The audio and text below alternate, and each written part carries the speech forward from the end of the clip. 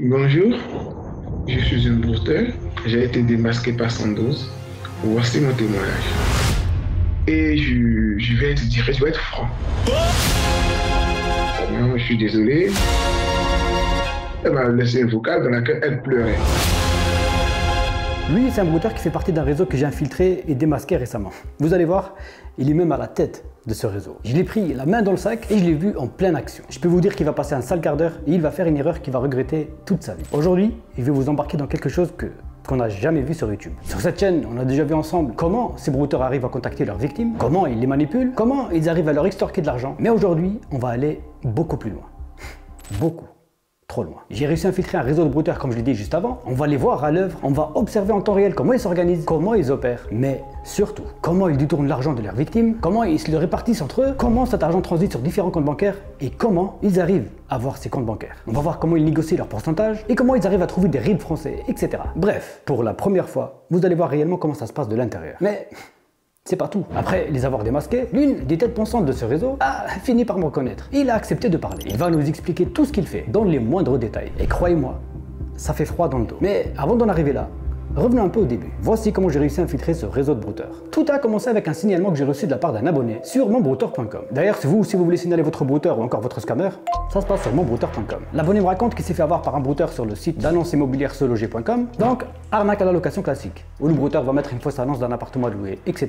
D'habitude, pour entrer en contact avec le brouteur signalé, je me fais passer pour une victime histoire de bien travailler et de gagner sa confiance. Un peu comme eux ils font avec les victimes. J'utilise leur propre technique. Une fois qu'ils mordent à l'hameçon et qu'ils me demandent de payer, eh bien, je paye. Mais avec de l'argent fictif. Ils proposent des appartements fantômes, alors je paye à ma manière. Mais là, j'avais affaire à un brouteur très méfiant. Pour vous éviter des longues minutes d'échange que j'ai eu avec lui, en gros, comme je l'ai dit juste avant, contrairement aux autres brouteurs, lui il était très méfiant. Une fois arrivé au paiement comme d'habitude, je lui envoie le faux coupon Transcash, il va pas cliquer sur mon lien. Il refuse de cliquer. Et il me dit ça. Mon frère, c'est du bon ton affaire là. En gros, il kiffe la méthode et il était complètement surpris. Ah les gars, vous êtes forts. CI ou RB? Là, il me demande si je suis de la Côte d'Ivoire ou la République de Bénin. Je lui réponds à Babi, ça veut dire Abidjan. Et lui, il me dit qu'il est au Bénin et commence même à me parler de lui. Je suis féticheur et aussi informaticien. Et c'est reparti pour des très longues minutes d'échange. Je profite du fait qu'il me trouve fort et qu'il est fasciné par tout ce que j'ai mis en place. Et voyant aussi que ma technique de coupon elle est plutôt ingénieuse, il finit par tout simplement proposer de travailler avec lui. Et pour ça, il va me demander mon WhatsApp. Donc là, je passe d'une simple victime qui était sur le point de payer à un brouteur. Bref, on passe sur WhatsApp, on parle pendant de très longues minutes encore une fois. Je lui retourne son cerveau, je lui vends du rêve, je lui montre tout ce qu'il a envie de voir et ce qui lui fait saliver. À savoir quelques petits outils. Avant de lui faire croire que le coupon qu'elle avait reçu de base, il servait justement juste à le faire rediriger vers un vrai faux site que j'ai monté de toutes pièces. Rongé par la curiosité, il va finir par cliquer sur ce coupon pour voir un peu ce que j'ai mis en place. Et il voit tout ce que j'ai mis en place. Enfin, il voit ce que moi j'ai décidé qu'il voit. Et c'était que du flan. Moi par contre, je voyais tout ce qu'il faisait. Les adresses email, les échanges avec les victimes, les emails de masse qu'il envoyait, les fausses annonces qu'il publiait, ses différents comptes, le Bon Coin, Se Loger, etc. Ah oui, vu qu'il faisait essentiellement l'arnaque à la location. Il demandait à ses victimes d'envoyer tout un dossier avec leurs pièces d'identité, justificatif de domicile, fiche de paye, etc. Et ce grand malade, il gardait tout sur son PC. On retrouve des dizaines de dossiers de photos d'appartements volés à des vraies annonces sur des sites de location, comme on peut le voir classés par adresse et par superficie. On retrouve des centaines de faux contrats signés par les victimes et toutes leurs pièces justificatives ou encore des pièces d'identité. Et ça, je peux vous dire que c'est encore plus grave que le préjudice financier. Je vous expliquerai un peu plus tard dans la vidéo ce qu'il va faire avec tout ça. Maintenant, intéressons-nous à notre brouteur qu'on vient de filtrer. À peine arrivé chez lui, je le voyais parler avec quelques collègues à lui sur WhatsApp. Je les voyais se partager des tips, des coordonnées des clients et même des comptes bancaires. Et moi, dans ma tête, je me dis, il faut que je rentre dans la boucle. Je veux être avec eux. Petit spoil, je vais rentrer dans la boucle et je vais être avec eux. Voilà. Et je peux vous dire que ce que j'ai vu, c'était totalement hallucinant. Mais juste avant de rentrer dans la boucle, laissez-moi vous parler d'un outil qui pourra vous éviter bien des galères. Et surtout vous aider à vous protéger justement contre ce genre de brouteur. Et cet outil, c'est Bitdefender Password Manager. Ça tombe bien, c'est eux qui sponsorisent cette vidéo. Bitdefender Password Manager est une solution complète de gestion de mots de passe. Grâce à ses fonctionnalités avancées, vous pouvez protéger toutes vos informations de connexion, tout en y accédant depuis n'importe où, que vous soyez sur Windows, Mac, Android ou encore iOS. Doté de l'algorithme de chiffrement le plus puissant à ce jour, Bitdefender Password Manager assure la sécurité maximale de vos données. En gros, toutes vos informations sont chiffrées, mais chiffrées localement, ce qui signifie que vous seul avez accès à votre mot de passe principal. De plus, Bitdefender Password Manager fonctionne et se synchronise sur plusieurs plateformes. Il est compatible avec quasiment tous les navigateurs. Donc vous vous accédez à vos mots de passe partout et à tout moment. Bitdefender Password Manager propose des conseils pour renforcer la sécurité de vos mots de passe. Et aussi il simplifie la gestion de vos identités. Et surtout, il vous propose des mots de passe ultra sécurisés. Pour éviter que les brouteurs, par exemple, ne piratent vos comptes qui ont déjà fuité dans une combo list. Et pour ceux qui n'aiment pas remplir les champs sensibles comme les moyens de paiement lors d'un achat, Bitdefender Password Manager offre une fonctionnalité qui le fait automatiquement pour vous. Ce qui vous permet de gagner du temps et stocker l'information de manière ultra sécurisée. En résumé, Bitdefender Password Manager est un outil essentiel qui vous simplifie la gestion de vos mots de passe. Une protection optimale et une protection de votre identité numérique. C'est comment vous voulez protéger de tous ces avantages. En ce moment, et avec le lien qui se trouve dans la description, profitez d'une réduction de 33% sur votre abonnement, soit 19,99 € à l'année. Oui,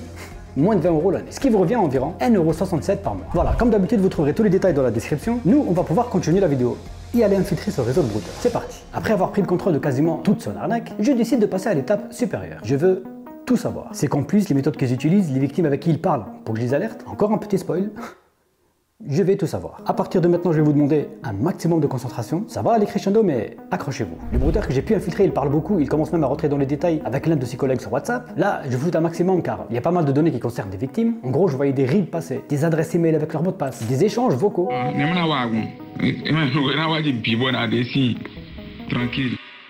Alors, pour faire partie de cette boucle, et vu que maintenant il est persuadé que je suis aussi un brouteur, je lui dis que j'ai 2 clients qui vont me payer 5 000 €. Enfin, 2 victimes. Mais je suis obligé de prendre un peu la jargon pour le roleplay. Je lui dis que j'ai besoin d'un RIB pour encaisser l'argent et instant il me répond ok, je suis ton homme. Il me demande même le type de RIB souhaité, français ou belge. Je lui dis que j'ai besoin d'un RIB français. Et en temps réel, je le voyais transférer mes messages à l'un de ses contacts. Et là je comprends que le contact avec qui il parle sur WhatsApp, c'est tout simplement le banquier de l'équipe. Celui qui fournit les RIB, les comptes bancaires, etc. Il lui donne un RIB au nom d'une certaine Myriam, mais juste avant de me passer le RIB, il entame une négociation avec son collègue. Il lui dit que pour les 5 000 € qui vont arriver sur le compte, il prend 30%. Notre brouteur de base n'a pas l'air d'être très d'accord. Il négocie alors à 25%. Il se laisse des messages vocaux, je comprends absolument que dalle, vu qu'il se parle dans un jargon local. Mais on peut deviner qu'il continue les négociations et essayer de trouver un terrain d'entente. Et moi je suis là, je regarde la scène et je suis tout simplement choqué. Mais c'est pas le moment de lâcher prise. Je vais donc lui faire un petit pressing et essayer aussi de négocier mon pourcentage. Je lui propose 15% pour les 5 000 €. En gros, il prend 15% sur les 5 000 € qui arrivent sur le compte, soit 750 €. C'est une très belle somme. Je précise que ce brouteur il est au Bénin et le salaire moyen, enfin le SMIC au Bénin, il est de 52 000 francs CFA, ce qui fait environ 79 €. Et là je lui propose 750 €.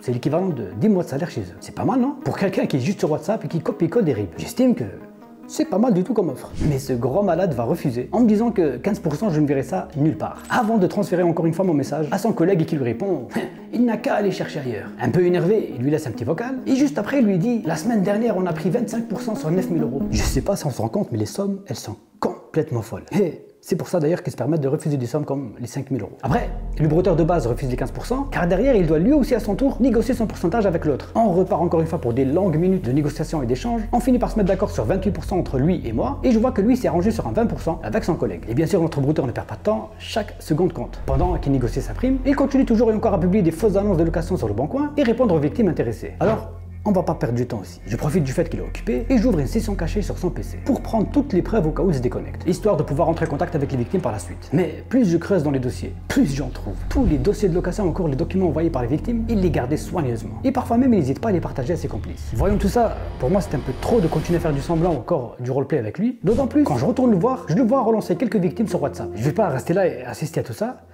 Alors je craque littéralement. J'active sa souris et je vais envoyer ça à sa place aux victimes avec qui il parlait. Je suis une arnaque, bloquez-moi, je vais vous arnaquer. Et je vais faire ça à toutes les personnes avec qui il parlait sur WhatsApp. Et parmi les victimes, je tombe sur un certain Ali. Et Ali, malheureusement, il est déjà passé à la caisse suite à l'une de ses fausses annonces sur le bon coin. Il laisse ce message au brouteur. J'ai pas d'argent et je risque de me trouver dehors le 16 septembre. Je veux que vous me remboursez. J'ai un foyer à payer. Je veux juste mon argent, simplement. Je rentre en contact avec Ali sur WhatsApp pour le mettre en garde, même si je sais que c'est déjà trop tard et que le préjudice il est déjà fait. Je lui explique, je lui dis que je surveille un brouteur qui l'a arnaqué et il me confirme qu'il est bien victime d'une arnaque et qu'il a déjà envoyé 500 € par virement. Et il m'envoie même la preuve. Je rentre également en contact avec quelques autres victimes qui sont susceptibles de passer au paiement.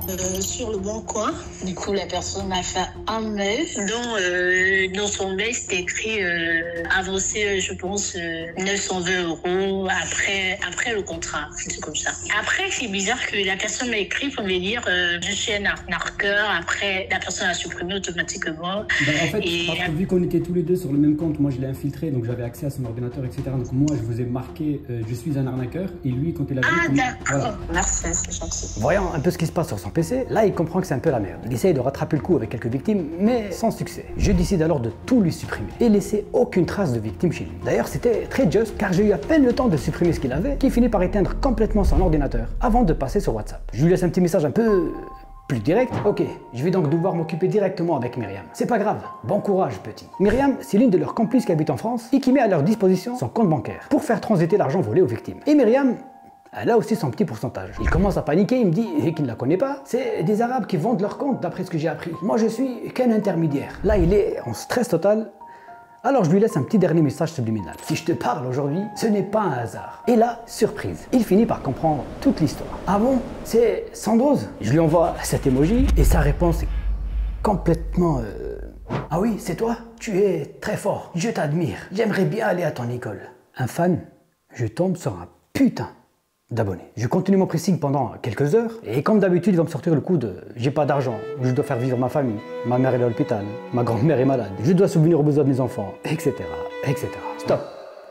Là aussi, c'est du grand classique. Il finit par me dire qu'il va tout arrêter et qu'il est même prêt à témoigner et tout balancer. Et il me parlait même de sa vie perso. Moi, on m'appelle Robert. Dans la vraie vie, je suis un agent commercial, c'est-à-dire je vais faire l'intermédiaire entre le vendeur et l'acheteur concernant les véhicules d'occasion, bon, les matériaux, les trucs électroniques que fabriquent les Chinois et autres. Légalement, c'est ce que je fais. Donc, il fait bien la différence entre le légal et l'illégal. Il prétend être un agent commercial de la vente automobile légalement, et pour le reste, enfin, ses activités de broutage, il me dit ça. Pour d'autres choses, moi, je ne joue que l'intermédiaire juste pour pouvoir avoir le peu pour subvenir aux besoins de ma famille. Et voilà, El Famoso, je fais ça pour subvenir aux besoins de ma famille. En volant des gens, en détruisant des vies, c'est comme ça qu'on voit qu'il a un certain âge. Il est dans ce domaine, enfin, dans le broutage, tenez-vous bien, depuis 2009. Je vais être direct et je vais être franc. Moi, j'ai connu ce truc il y a très longtemps et j'ai eu peur de me mettre dedans, en fait. J'ai connu depuis 2009 quand j'ai perdu mon papa. J'étais étudiant. C'est là, il y a plein de jeunes qui étaient là, on parlait, ils m'expliquaient. C'est comme ça, moi, j'ai connu ce système. 15 ans de broutage à son actif. Et il est encore là. Maintenant, moi, je veux en savoir un peu plus. Comment transite l'argent volé aux victimes? Qui a les comptes Transcash? Qui reçoit les coupons? Qui touche combien? Il y a une personne qui a les comptes de tranche 4, il y a une personne qui a les comptes de tranche 4. Donc, dès que nous on a les codes, on lui envoie les codes. Lui, il entre les codes dans son compte. Dès que c'est bon, il fait le retrait de l'argent et il t'appelle. Ben, voilà, il faut gérer. Et les personnes qui gèrent justement ce genre de compte, ils se trouvent où généralement? Il y a des gens qui sont en France et il y a d'autres qui sont en Côte d'Ivoire. Ouais, donc c'est clairement un business international en fait. Maintenant, imaginons que moi je suis une victime et qu'un brouteur me demande 500 € au coupon Transcash. Comment c'est géré cet argent? Comment ils se répartissent les sommes? Voici sa réponse. Supposons sur le ticket tranche 4, si c'est pour un ticket de 500 € par exemple, lui il te dit bon 500 €, moi je te vais faire sur 500, c'est-à-dire au lieu de faire 500 fois 650 pour payer, lui il fait 500 fois 500. Attends. Qu'est-ce... Ah oui, quand il dit lui, c'est la personne qui gère le compte Transcash si jamais. Mais par contre, j'ai pas compris le truc de 500 fois 500.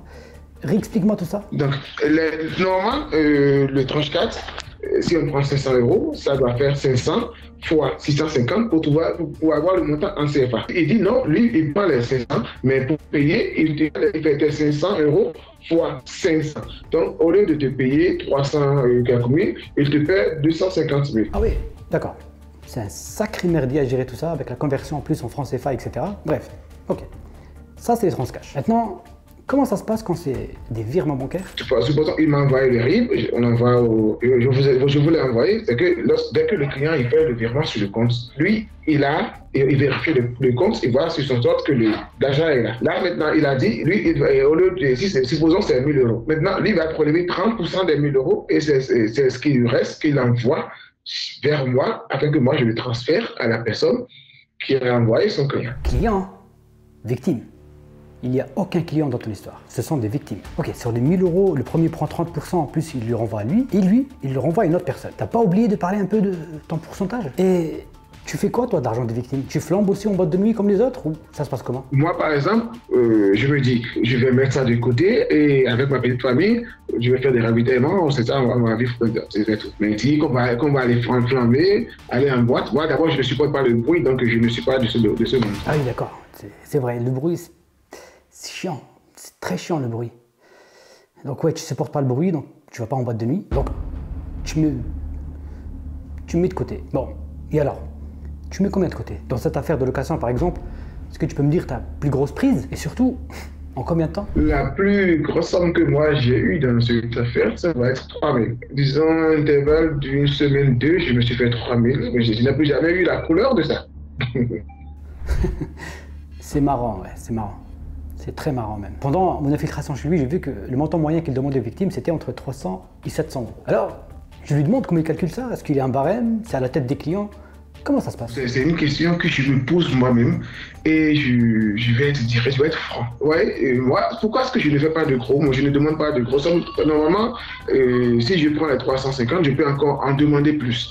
Mais je ne le fais pas. Parce que je me dis, supposons que j'en demande plus, je vide l'économie de la personne. Comment est-ce que la personne va vivre? Parce que je sais ce que c'est que la galère.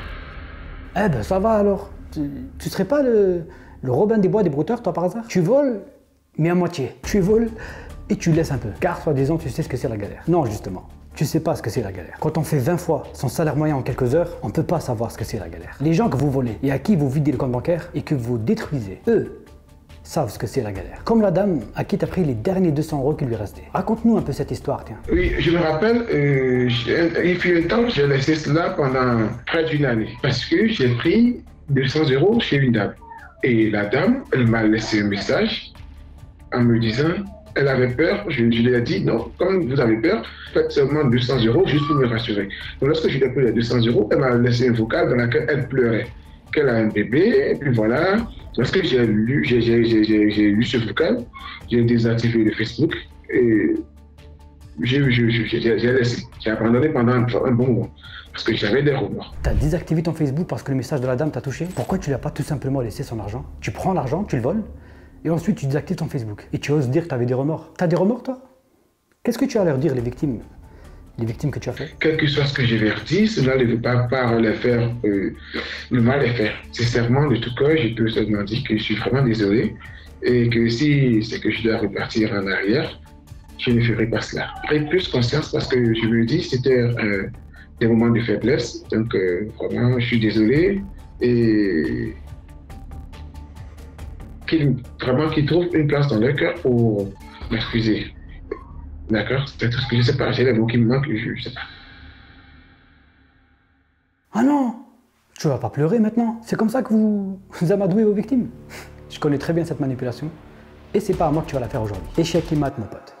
Même si on sait qu'il va pas arrêter comme il le prétend, mais une chose est sûre, aujourd'hui il s'est mangé un gros pressing. Vous avez vu un peu comment ça se passe de l'intérieur? Comment ils ont aucun scrupule à prendre de l'argent plus fragile d'entre nous? Comment ils se répartissent cet argent? Aujourd'hui, malheureusement, comme je le dis à chaque fois, on peut absolument rien contre eux. On a beau les infiltrer, les afficher ou leur faire peur, le préjudice financier et le préjudice moral surtout, il est là. Alors notre seule arme aujourd'hui, c'est ça.